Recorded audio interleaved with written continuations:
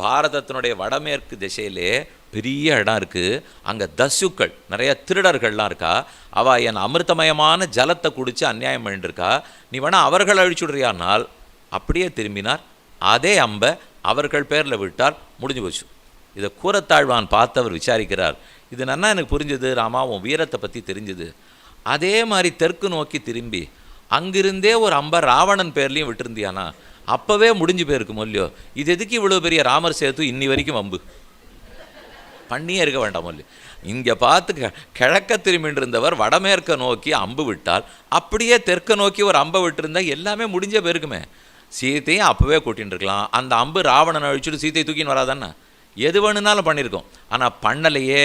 ஏன் பண்ணலைன்னா உனக்கு சேர்த்து கட்டணும்னு ஆசை. அதை எல்லாருக்கும் புண்ணியஸ்தலமாக வைக்கணும். அதில் தர்ப்பணாதிகள் நடக்கணும். 4 பேர் தீர்த்தமாடணும். அதை நீ ஏற்படுத்தணுங்கிறதுக்காக பண்ணி வச்சுட்டு பகவத் சம்பந்தம் இருக்கிற இடம்தான் புண்ணியஸ்தலங்கள். அங்கே தான் நமக்கு எல்லா கர்மங்களும் செய்கிற இடங்கள். திடீர்னு காசின்னு என்ன காசி? அவர் இருந்தால் தான் காசி. கயைன்னா எதனால் கயை? அவர் வைத்திருந்தால் தான். கதாதர பெருமாள் இருக்கார், கயைக்கு ஏற்றம். இல்லைன்னா எப்படி வரும்? பகவத் சம்பந்தம் இருந்தால் தான் மலைக்கும் ஏற்றம், மடுவுக்கும் ஏற்றம், கடலுக்கும் ஏற்றம்.